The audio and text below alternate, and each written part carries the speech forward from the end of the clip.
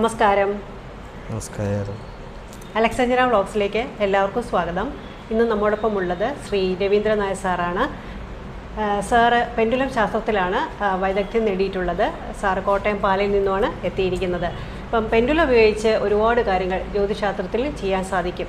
അപ്പോൾ ജ്യോതിഷത്തിൽ നമ്മൾ ഓരോ കാര്യങ്ങളും ഇപ്പം ഗ്രഹനില നോക്കാനാണെങ്കിലും അല്ലെങ്കിൽ ഏതെങ്കിലും പ്രശ്നങ്ങൾ കണ്ടുപിടിക്കാനാണെങ്കിലും അതിന് പരിഹാരം നിർദ്ദേശിക്കാനാണെങ്കിലും പെൻഡുലം ഒരുപാട് സഹായിക്കാറുണ്ട്. അപ്പോൾ പെൻഡുലം എന്ന ടൂളിനെ പറ്റി നമ്മുടെ പ്രേക്ഷകർക്കൊക്കെ അറിയാം. അപ്പം ഒരുപാട് നമുക്ക് നമ്മളോടൊപ്പം പെൻഡുലം നമ്മൾ ഏത് രീതിയിലാണോ നമുക്കത് ഉപയോഗിക്കാൻ പറ്റുന്ന ആ രീതിയിലൊക്കെ നമുക്കത് പഠിച്ച് നമുക്ക് നമ്മുടെ ഒപ്പം ഒരു കൂട്ടാളിയെ പോലെ നമുക്കത് ഉപയോഗിച്ചുകൊണ്ട് പല കാര്യങ്ങളും കണ്ടുപിടിക്കാൻ സാധിക്കും. വലിയൊരു സഹായിയാണ് പെൻഡുലം എന്ന് പറയുന്നത്. അപ്പോൾ അതിൽ ഒരുപാട് സാർ ഗവേഷണം നടത്തിയതും പഠിച്ചതും ഒക്കെ ആളാണ്.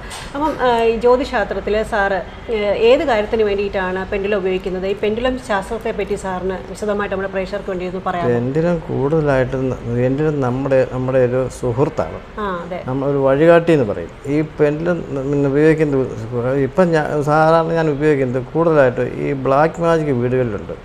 അപ്പോൾ ഒരു വീട്ടുകാർക്കൊരു വിഷമം വന്നു കഴിഞ്ഞാൽ ബുദ്ധിമുട്ടുകൾ പലതരത്തിലുള്ള അസുഖങ്ങളായിരിക്കാം, പിന്നെ കലഹങ്ങളായിരിക്കാം, പല പ്രശ്നങ്ങളും വന്നു കഴിഞ്ഞിട്ട് ഈ രോഗമാണെങ്കിലും മരുന്ന് കഴിച്ചാലും മാറാത്ത അവസ്ഥ വരുന്നു. അപ്പോൾ അന്നേരമാണ് ഇങ്ങനെയുള്ള ചില സംശയങ്ങൾ വരുന്നത്. അന്നേരം അങ്ങനെ വരുമ്പോൾ എന്നോട് ഇങ്ങനെ ചോദിച്ചിട്ടുണ്ട്. അപ്പം ഞാൻ പറഞ്ഞ് പെൻഡുലത്തിൻ്റെ സഹായത്താൽ നോക്കിയിട്ട് അന്നേരം മനസ്സിലായിട്ടുണ്ട് ബ്ലാക്ക് മാജിക് വീട്ടിൽ ഫിറ്റ് ചെയ്തിട്ടുണ്ട്.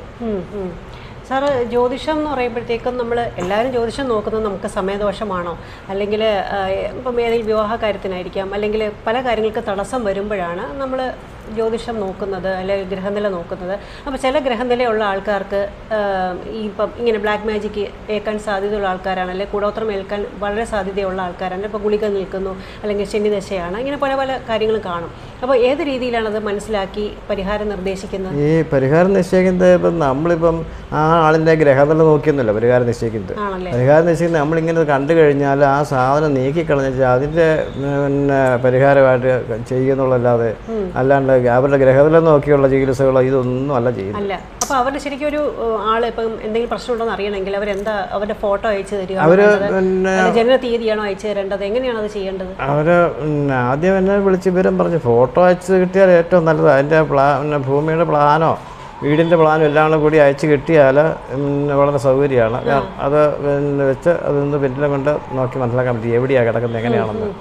ഇപ്പം അതല്ല എങ്കിൽ പ്ലാൻ കിട്ടിയില്ല, ഞാൻ അങ്ങോട്ട് എന്നോട് സ്ഥലത്ത് വരാൻ പറഞ്ഞാൽ ഞാൻ അവിടെ ചെന്ന് കഴിഞ്ഞ് കാര്യങ്ങൾ മനസ്സിലാക്കും. പക്ഷേ കാര്യങ്ങൾ മനസ്സിലാക്കി ചിലപ്പം ഈ വളരെയധികം ബുദ്ധിമുട്ടുകൾ വരും. അതായത് ചിലപ്പം മുറ്റത്തുമിറ്റൊക്കെ ടൈലിട്ടെടുത്തും മറ്റൊക്കെ ആയിരിക്കും, അതിൻ്റെ മേലെ ടൈലായിരിക്കും, അടിയിലായിരിക്കും കിടക്കുന്നത്. ചിലപ്പോൾ ഒന്നരയും 2 അടിയും താക്കേണ്ടതായിരിക്കും. ചിലപ്പോൾ ഈ ടൈല് അടിച്ചു പൊട്ടിച്ച് കളയേണ്ടതായിട്ട് വരും. അപ്പോൾ ഈ ടൈലിന് അടിയിലൊക്കെ വരണമെങ്കിൽ ഇത് പണ്ടേ കുഴിച്ചിട്ടതായിരിക്കും. അല്ലാതെ ഈ വീട്ടുകാർ വന്നതിന് ശേഷമല്ല ആയിരിക്കല്ല. വീട്ടുകാർ വന്നതിന് ശേഷം ചെയ്താൽ ഈ വെള്ളം ജപിച്ചൊഴിക്കും.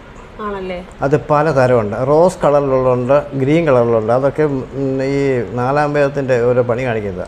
ഇത് നമ്മൾ നോക്കുമ്പോൾ കാണാനില്ല, പക്ഷേ പെൻഡുലം വെച്ച് നോക്കുമ്പോൾ അതിൻ്റെ ഭയങ്കര പവറാണ്. ഇത് എന്നാ കാണിച്ചാലും മറിയും. അതിനെ നമ്മൾ ചില പണിയുണ്ട്.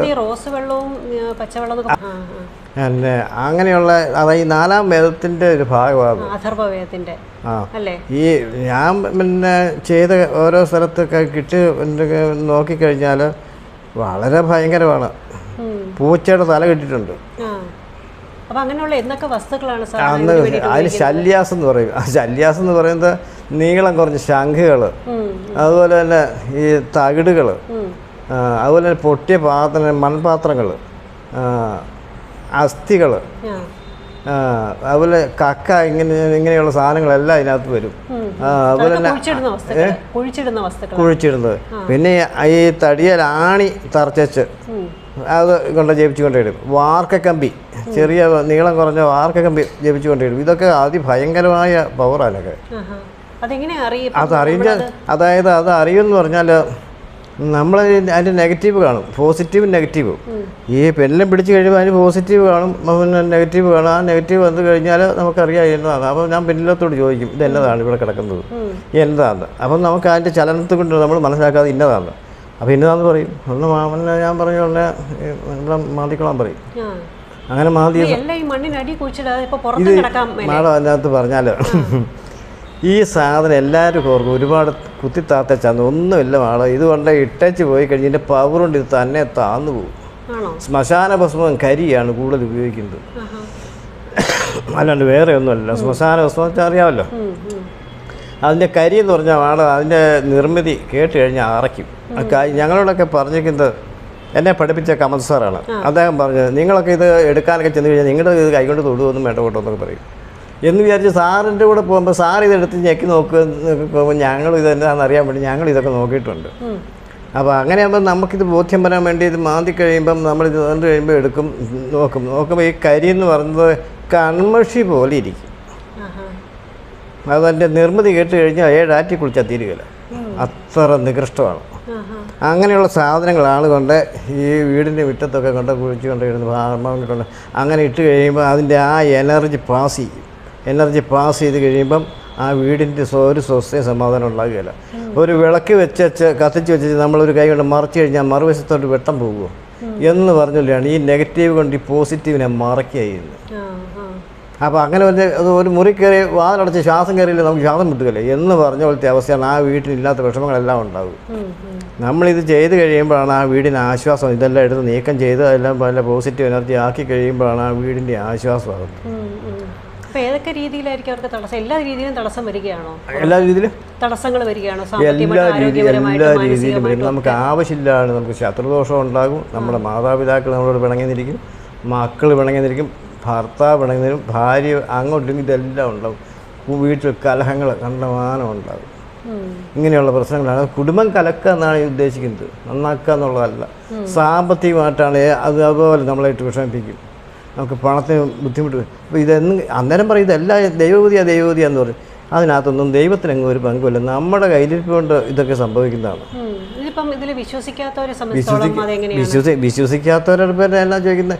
ഞാനിത് വിശ്വസിക്കില്ല എന്ന് പറഞ്ഞാൽ ഞാനാണ് ചോദിക്കുന്നത്. ആര് കാണാവും ചോദിക്കും. ഞാൻ വിശ്വസിക്കുന്ന വിശ്വസിക്കുക എന്ന് പറഞ്ഞിട്ട് കാര്യമുണ്ടോ? എനിക്ക് ഈ കൂടപത്രത്തിൽ എനിക്ക് വിശ്വാസമില്ല, അല്ലെ കൂടപത്രത്തിൽ വിശ്വാസമില്ല എന്ന് പറയുന്നത് വിശ്വാസമില്ലാത്തവരെ അനുഭവിച്ചോളുക, അതാണ് അതിന് മാർഗം. വേറെ മാർഗമൊന്നുമില്ല. അല്ല ഇപ്പം എനിക്ക് പനി വന്നു, എനിക്ക് വയറുനോവ് വന്നു, എൻ്റെ ഭാര്യ പറയാ നിങ്ങൾ കുറച്ച് മരുന്ന് കഴിച്ചാലേ ആവുക. എനിക്ക് നേരമില്ലെന്ന് പറഞ്ഞു കഴിഞ്ഞാൽ അനുഭവം എന്നതാ, എനിക്ക് വയറുവേദന എടുത്ത് വിഷമിക്കുകയുള്ളൂ എന്ന് പറഞ്ഞാൽ ഇത് എടുത്ത് കളഞ്ഞാൽ അവനവന് കൊള്ളാം, ഇല്ലയോ? അങ്ങനെ അനുഭവിച്ച് തീർത്തുകൊള്ളുക. ഇത് എടുത്ത് കളയണ്ടെന്ന് തോന്നാൻ കാരണം എന്താണെന്ന് ചോദിച്ചാൽ ഇവൻ്റെ കർമ്മദോഷം കൊണ്ട് തന്നെ ഇവന് കുറേ കൂടെ ദുരിതം അനുഭവിക്കാൻ കിടക്കുന്നു. അപ്പോൾ ഇവന് ഈ വിനാശകാല വിപരീത ബുദ്ധി എന്ന് പറഞ്ഞ് കേട്ടില്ല, അത് തന്നെ അവസ്ഥ. ഇതിപ്പം എടുത്ത് കളയാതെ വേറെ ഏതെങ്കിലും രീതിയിൽ മാർഗമുണ്ടോ? അതായത് നമ്മളിപ്പം ക്ഷേത്രത്തിൽ പോയി പ്രാർത്ഥിക്കുക, അല്ലെങ്കിൽ പള്ളിയിൽ പോയി എന്തെങ്കിലും ചെയ്തു കഴിഞ്ഞാൽ ഇതിൻ്റെ ശക്തി ഇല്ല. നമ്മൾ അമ്പലത്തിൽ പോയി പ്രാർത്ഥിച്ചതുകൊണ്ട് എൻ്റെ മാളോ ഈ ഭഗവതി വീട്ടിൽ വരുമെന്ന് വിചാരിച്ചോളെ.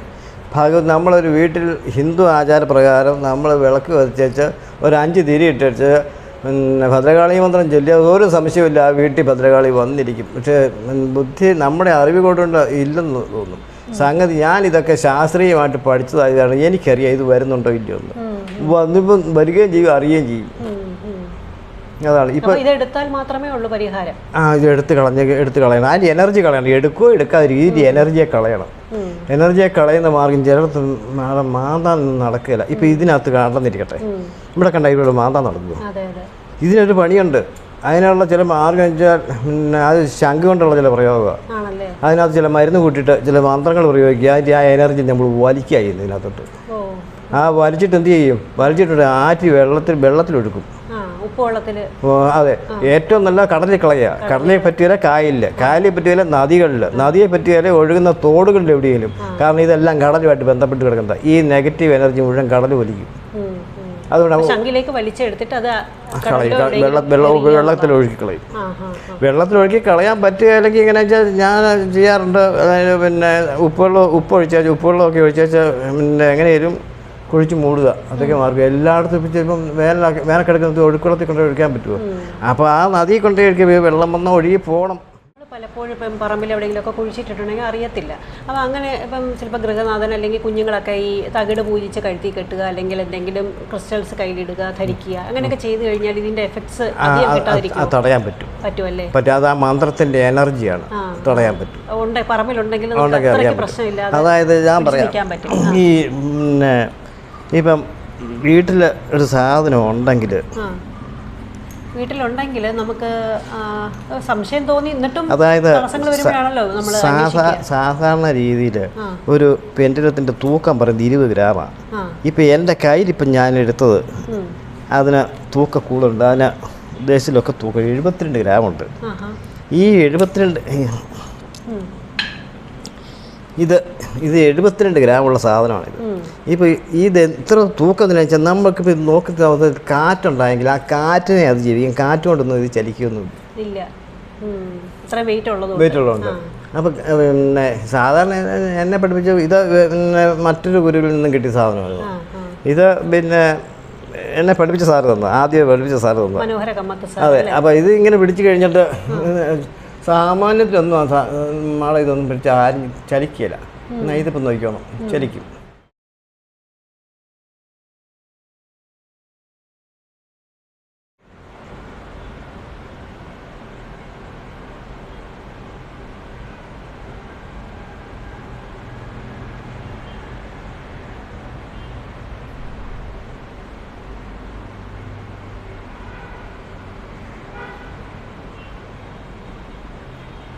ഇത് മാഡത്തിനെ കൊണ്ട് ജലിപ്പിക്കാവുന്ന ജലിക്കാൻ നോക്കിയോളെ. സാധാരണ പറയും നമ്മൾ ഒരാൾ പിടിക്കുന്ന പെൻഡുലം കൈമാറുമെന്ന് പറയും. ഞാനല്ല കൈകാര്യം, ഞാൻ എൻ്റെ എനർജി എടുത്ത് കളയാൻ എനിക്കറിയാമല്ലോ.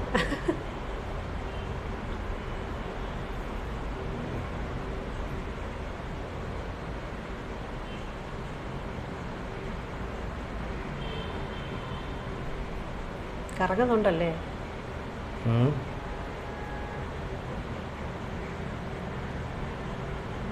വെയിറ്റ് ഉണ്ട്. നാടൻ നല്ല മാനസികമായിട്ട് പവറുള്ള ആളാണ്. ഇവിടെ വെച്ചേക്കെ നല്ല വെയിറ്റ് ഉണ്ട് കേട്ടോ. അതുകൊണ്ടുണ്ട് 72 ഗ്രാമുണ്ട്. ഈ സാധനം കൊണ്ടാണ് നമ്മൾ ചെല്ലുന്നത്. അല്ലെങ്കിൽ ഇത് അതിൻ്റെ ഇതൊന്നും എടുത്ത് നോക്കിക്കളെ. അതിന് വെയിറ്റ് ഇല്ല. അത് ഇത് 20 ഗ്രാം. അത് 20 അതിൽ കൂടുതൽ വരികയില്ല. 20 ഗ്രാം. ഇത് പക്ഷേ ഈ അതിൻ്റെ മഹത്വം എന്നറിയുള്ളൂ, സാധനം എന്നറിയുള്ളൂ. എല്ലാവരും നിസ്സാരമെന്ന് പറയും. ഇതുകൊണ്ട് എന്തേലും കാര്യങ്ങൾ ചെയ്തതെന്നറിയോ, എന്തേലും പേരുടെ ജീവനെ ഞാൻ രക്ഷിച്ചെന്നറിയോ. അതും ഇതും കൂടെ ഉള്ള വ്യത്യാസം നോക്കിയാൽ ഭാര വ്യത്യാസം, വെയിറ്റ് കുറവാണ്. ഇപ്പം മാഡം പറയുക ഇത് പക്ഷെ കൈ കഴിക്കില്ല, മറ്റേ കൈ കഴിക്കും. പക്ഷെ നല്ല നല്ല അതെ അതെ അതെ അതെ. അപ്പോൾ ഈ സാധനം നമ്മളൊരു വീട്ടിൽ ചെന്ന് കഴിയുമ്പം പിന്നെ അപ്പോൾ അവരിങ്ങനെ പറഞ്ഞു കഴിയുമ്പോൾ നമ്മൾ ഗ്ലേസ് ചെയ്യുക എന്ന് പറയും. ഇത് ഗ്ലേസ് ചെയ്യാന്ന് വെച്ചാൽ ശുദ്ധിയാക്കുക എന്ന് പറയും. ഈ ശുദ്ധിയാക്കുക എന്ന് പറയുന്നത് ചുമ്മാതെ ഒന്നും ശുദ്ധിയാകുകയില്ല.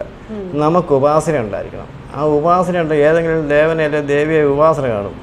ആ ഉപാസന കഴിഞ്ഞാൽ സെൻട്രൽ ഗ്രൗണ്ടിങ് എന്ന് പറയുന്ന ഒരു മെഡിറ്റേഷൻ ഉണ്ട്. ആ മെഡിറ്റേഷൻ ചെയ്തു ഇതൊക്കെ ചെയ്ത് നമ്മൾ എനർജി സമ്പാദിച്ചുകൊണ്ടാണ് പോകുന്നത്. അത് കഴിഞ്ഞതിന് ശേഷമാണ് നമ്മൾ എവിടെയും ചെന്ന് കഴിയുമ്പം പ്ലീസ് കൈ കുടയും. എന്തിനാ ഈ നെഗറ്റീവൊക്കെ പോയി ഒന്ന് പോകാൻ വേണ്ടിയിട്ടാണ്. അതെ അതെ. എന്നിട്ടാണ് പിന്നെ ആ എനർജിയെ കൊടുക്കുന്നത്. ആ എനർജിയെ കൊടുക്കുന്നത് അങ്ങ് ഹയർ സോളിൽ നിന്നാണ് കൊടുക്കുന്നത്. പിന്നെ അങ്ങോട്ട് കൊടുക്കും. അങ്ങോട്ട് കൊടുത്തു കഴിയുമ്പം നമ്മൾ പഠിപ്പിച്ച സാറന്മാരെയൊക്കെ മനസ്സിലാക്കി ഓർത്ത്, മാതാപിതാക്കളെയൊക്കെ ഓർത്ത് എനർജി ചെല്ലും. സാറ് ഞാൻ തുടക്കത്തിൽ പറയാൻ വിട്ടുപോയി, റേക്കി ഹീലറാണ്, പ്രാണി ഹീലറാണ്, സ്പിരിച്വൽ ഹീലിംഗ് ചെയ്യുന്നുണ്ട്. അതൊക്കെ ചെയ്യുന്നൊരു വ്യക്തിയാണ്. ഞാനത് കൂടുതൽ ചെയ്യാറില്ലെന്ന് മാത്രമേ ഉള്ളൂ. പക്ഷേ ഈ കൂടുതലായിട്ട് എനർജി കിട്ടാനെങ്കിൽ പ്രാണി ഹീലിംഗും റേക്കിയും ഒക്കെ പഠിക്കുന്ന ആൾക്കാർക്ക് കൂടുതൽ കിട്ടും. അതെ അതെ, നമുക്ക് ആ എനർജി ശരിക്കും കറക്റ്റായിട്ട് സെൻസ് ചെയ്യാൻ പറ്റും, നമുക്കത് അയക്കാൻ പറ്റും, ഹീൽ ചെയ്യാൻ പറ്റും. അതാണ് അതിൻ്റെ ഒരു ഗുണം എന്ന് പറയുന്നത്. പിന്നെ പെൻഡുലം നമ്മൾ ക്ലെൻസ് ചെയ്യാനും എല്ലാ കാര്യത്തിനും നമുക്കത് ഉപയോഗിക്കാൻ പറ്റുന്നതാണ് അല്ലേ, മിക്കവാറും. അതാ നമ്മുടെ വഴികാട്ടി എന്ന് പറയും. സാറിപ്പോൾ ഒരു ചോദ്യം നമ്മൾ പ്രേക്ഷകർക്ക് വേണ്ടി എന്തെങ്കിലും ഒരു ചോദ്യം ചോദിച്ചിട്ട് പെൻഡുലം റീഡ് ചെയ്യുന്നൊന്ന് കാണിക്കാമോ?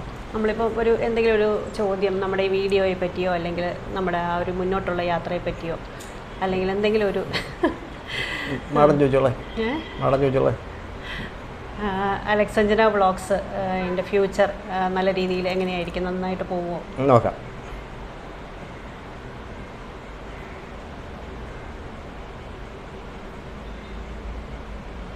പോസിറ്റീവാണ്, നല്ല രീതിയിൽ പോകുന്നതാണ് കാണുന്നത്. പോസിറ്റീവാണ്, ഭയങ്കര നല്ല എനർജിയാണ്. നല്ല വിജയപ്രദമായിട്ടാണ് കാണുന്നത്. സത്യം. അതല്ലെങ്കിൽ ഇത് നേരെ ഇടത്തോട്ട് തിരിഞ്ഞേനെ. അതെ, എപ്പോഴും പോസിറ്റീവ് എന്ന് പറയുമ്പോൾ അതെ അതെ. അതല്ലെങ്കിൽ എൻ്റെ ചില നേരത്തെ ഇത് ചാനങ്ങുകയല്ല, അത് ആവോട്ടാണ് നിൽക്കുകയുള്ളൂ. പക്ഷേ ഇതിനകത്ത് നമ്മൾ പ്രോഗ്രാം ചെയ്ത് ആദ്യമേ പെൻഡിലും കയ്യിലോട്ട് എടുത്ത് ഇങ്ങനെ പിടിക്കുമ്പോൾ തെക്കോട്ടാണ് ഇത് ചലിക്കുന്നതെങ്കിൽ ഒരു സംശയമില്ല, ആ വീട്ടിലൊരു മരണം ഉറപ്പാണ്. തെക്കോട്ടാണെങ്കിൽ അങ്ങനെയൊന്നും വരല്ലേ. പിന്നെ അവിടെ നിന്ന് നോക്കിയിട്ട് കാര്യമൊന്നുമില്ല. ഇങ്ങനെ എടുത്തു കഴിഞ്ഞാൽ തെക്കോട്ടാണ് ചലിക്കുന്നെങ്കിൽ ഒരു സംശയമില്ല, ആ വീട്ടിൽ 6 മാസത്തേക്ക് ഒരാളുടെ ജീവൻ പോയിരിക്കും.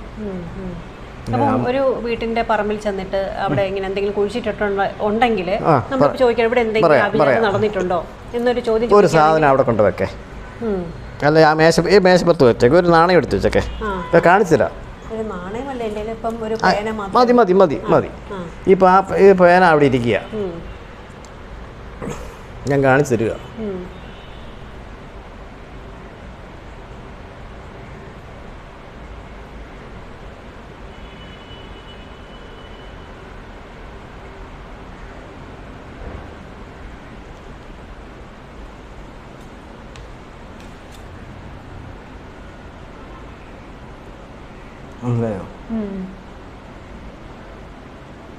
പേന നല്ലതുണ്ടെന്നാണ്, പേന നല്ലതാണെന്നുള്ളതാണ് കാണിച്ചത്. ഇത് ശരിക്കും പറഞ്ഞാൽ ഒരു പേപ്പർ പെന്നാണ്, അതായത് ഒരു കണ്ണ് കാണാൻ വയ്യാത്ത ഒരാള് അവിടെ കൊണ്ടുവന്നപ്പോൾ ഞാൻ വാങ്ങിച്ചതാണ്. അവരെ സഹായിക്കാൻ കാണുന്നത്. അതെ അതെ, പോസിറ്റീവാണ് കാണുന്നത്. ആ വ്യക്തിയെ സഹായിക്കാൻ വേണ്ടി എല്ലാവരും ഓരോ പേന ഇത് വാങ്ങിച്ചായിരുന്നു. അങ്ങനെ ഈ വീടിൻ്റെ എനർജി പറയാം. ഈ വീടിന് ഇപ്പം നല്ല പോസിറ്റീവ് എനർജിയാണ്. നമ്മൾ തുടക്കത്തിലേ അറിയാൻ പറ്റും, കറങ്ങുന്നതിന് മുമ്പ് തന്നെ. പോസിറ്റീവ് എനർജിയാണ്. നമ്മൾക്കത് പ്രാക്ടീസ് ചെയ്തവർക്ക്, അതിൽ എക്സ്പെർട്ടൈസ് ഉള്ളവർക്ക് പിടിക്കുമ്പോഴേ അറിയാം അല്ലേ. നല്ല രീതിയിൽ കറങ്ങുന്നുണ്ട് കേട്ടോ. സാറ് കുറേ ടയേർഡായിട്ട് രാവിലെ തിരിച്ചൊക്കെ വന്നതാണെങ്കിലും നല്ല പവറിൽ നിൽക്കുകയാണ്.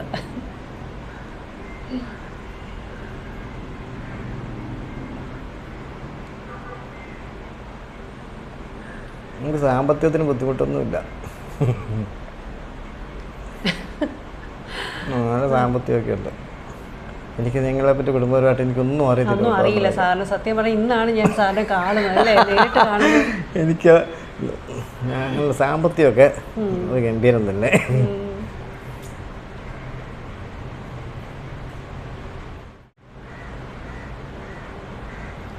ഞാനുള്ളത് പറയുക, അലക്സ് സാറിനെ പ്രാണനെ പോലെ സ്നേഹിക്കുന്ന ആളാണ്.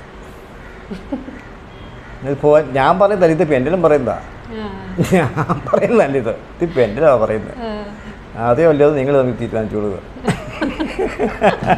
പ്രാണൻ അതാണ് പെൻഡിൽ പറയുന്നത്. അതായത് നമ്മളിൽ ആ ഈശ്വരീയ ചൈതന്യമാണ് ഇത് കാണിക്കുന്നത്, അല്ലാതെ നമുക്ക് മനസ്സിൽ തോന്നുന്നത് അല്ല. തീർച്ചയായിട്ടും നമ്മൾ അങ്ങനെ സപ്പോർട്ട് ഇല്ലെങ്കിൽ ഒരിക്കലും ഇങ്ങനെ നമുക്ക് ഒരു ബ്ലോഗ് അല്ലെങ്കിൽ ഇങ്ങനെ സംഭവം കൊണ്ടുപോകാൻ പറ്റില്ല. നമ്മൾ എത്രയാണെങ്കിലും ആ ഇച്ഛാൻ്റെ നമ്മുടെ രണ്ടുപേരും ആ ഒരു ഇതാണ് നല്ല രീതിയിൽ കൊണ്ടുപോകുന്നത് തീർച്ചയായിട്ടും. അല്ലെങ്കിൽ പിന്നെ ഇതൊരു സാമ്പത്തികമായിട്ടും ബുദ്ധിമുട്ടൊന്നുമില്ല.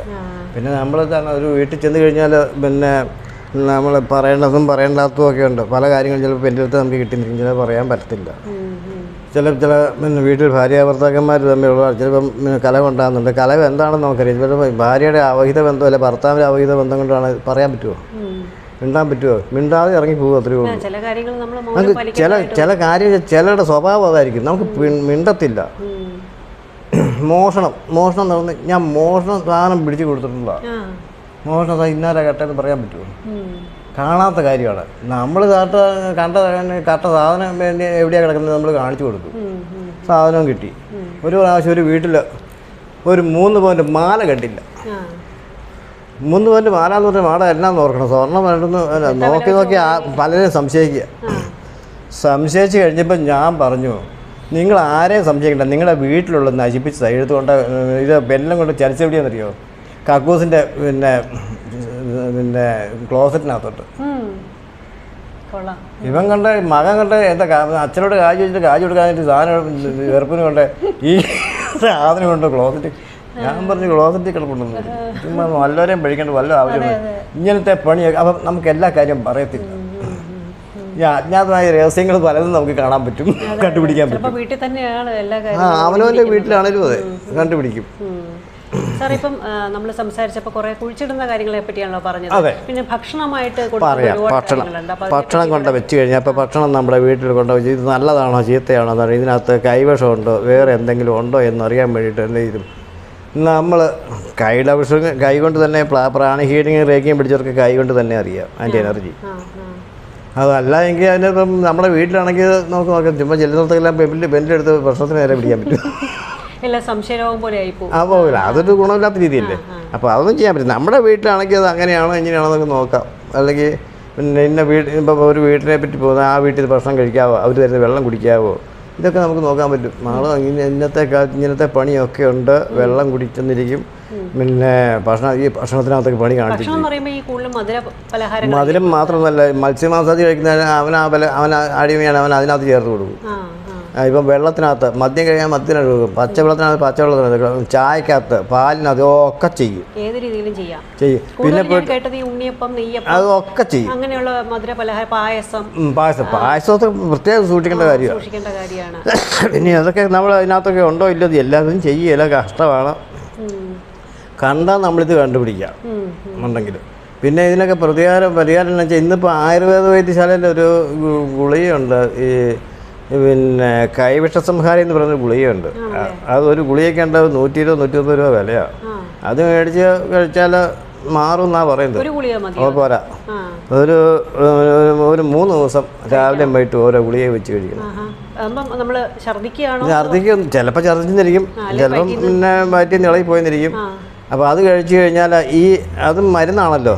അപ്പോൾ അത് ഈ കഴിച്ച പിന്നെ നെഗറ്റീവായിട്ടുള്ള ആ എനർജി ഈ ഗുളികയുടെ മരുന്നിൻ്റെ പോസിറ്റീവുള്ള എനർജി കൊണ്ട് നശിപ്പിച്ച് കളയും. അതാണ് കൈവിഷ സംഹാരി ഗുളിക. കോട്ടയ്ക്ക് ആര്യവൈദ്യശാല കിട്ടും. 130 രൂപയുടെ വിലയാണ്. പിന്നെ അത് ബാക്കിയുള്ള എല്ലാ മരുന്നുകളൊന്നും ഞാൻ പറഞ്ഞു കൊടുക്കാറില്ല. ചില കാര്യങ്ങൾ ചില കാണുമ്പോൾ നിസ്സാരമാണ്, പക്ഷെ അതിന് ജപിക്കുന്ന മന്ത്രത്തിന്റെ പവറാണ്. അതിൻ്റെ പറഞ്ഞാൽ ഉദാഹരണം പറഞ്ഞാൽ ഈ ബോംബെയിലെ ഒരു പാർട്ടി, ഇപ്പം ഈ പന്തത്തലക്കാരൻ്റെ പിന്നെ ഭാര്യയുടെ അനിയനാണ്. അപ്പോൾ ഇയാൾ ഒരുപാട് ചികിത്സ നടത്തി കഴിഞ്ഞാൽ അപ്പം ഈ ഭേദമല്ല, ആളൊന്നിനൊന്നിനും ശോഷിച്ച ആൾ മരിച്ചു പോവുള്ളൂ വരെ ആ മെമ്പർനോത്തിക്കൊരു സംശയം ഭാര്യയ്ക്ക്. അപ്പം ഞാനിങ്ങനെ അവിടെ ചെന്ന് കഴിഞ്ഞ് ഈ പന്നിയുടെ കാര്യങ്ങൾക്ക് വേണ്ടി ചെന്ന് കഴിഞ്ഞപ്പം എന്നോട് പുള്ളി ചോദിച്ചു, നാരായണനാഥനാണ് പുള്ളിയുടെ പേര്, ചേട്ടാ ഇങ്ങനൊരു കേസുണ്ട് എന്നാന്ന് പറയാമോ ചോദിച്ചു. ഞാൻ പറഞ്ഞു എന്നാന്ന് പറയാമെന്ന് നോക്കി. അപ്പോൾ അവരവിടെ അങ്ങ് കോന്നല്ലില്ല. ഞാൻ പറഞ്ഞു സംഗതി ഇതൊന്നും അല്ല, നിങ്ങൾ ഉദ്ദേശിക്കുന്നൊന്നും അല്ല, ഇത് കൈവശ കേസെന്ന് പറഞ്ഞു. ആൾ ചാകണമെന്ന് വിചാരിച്ച് കൊടുത്തതാണ്, കൂട്ടത്തിലുള്ളവർ ചെയ്തു വന്നത്.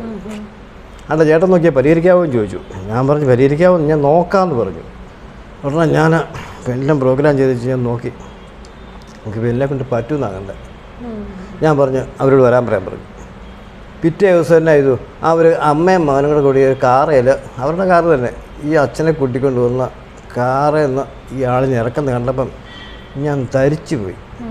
ഈ മനുഷ്യനെ എനിക്ക് എന്ത് ചെയ്യാൻ പറ്റുന്ന അത്രയും അവശതയാണ്. പെനസിൽ പോലെ ഒരു മനുഷ്യൻ താങ്ങി പിടിച്ച് ഈ അമ്മയും മകനും കൂടെ വിവിധ കണ്ട കസരെ കൊണ്ട് അവിടെ ഇരുത്തി. ഞാൻ മനസ്സിലുള്ളത് പറഞ്ഞത് മണ്ടത്തരമായ, എന്നെക്കൊണ്ട് ഇതെന്ത് ചെയ്യാൻ പറ്റും? കാരണം ഞാനിതിനു മുമ്പ് ഇത് ചെയ്തിട്ടില്ല, ഞാൻ പഠിച്ചതേ ഉള്ളൂ, ചെയ്തിട്ടില്ല. ഞാൻ പിന്നെ ചെയ്തു, ഞാൻ ആ വീടിൻ്റെ മുറിക്കകത്തോട്ട് കയറി പെൻറ്റിലെടുത്തിട്ട് എൻ്റെ ഗുരുക്കന്മാരെയും എൻ്റെ പരദേവതമാരെയൊക്കെ വിളിച്ച് ഞാൻ നോക്കി, എന്നെക്കൊണ്ട് ഇത് പരിഹരിക്കാൻ പറ്റുമോ. അന്നേരം നമുക്ക് പോസിറ്റീവായിട്ടാണ് എൻ്റെ പെൻറ്റിൽ ചോദിച്ചത്, ശരിയാവുമെന്ന് പറഞ്ഞു. ഞാനെന്നായത് ഞാൻ വലിയ മരുന്ന് കൂട്ടി ഈ മനുഷ്യൻ്റെ പിന്നെ വാലിട്ട് ഒഴിച്ചു കൊടുത്തു.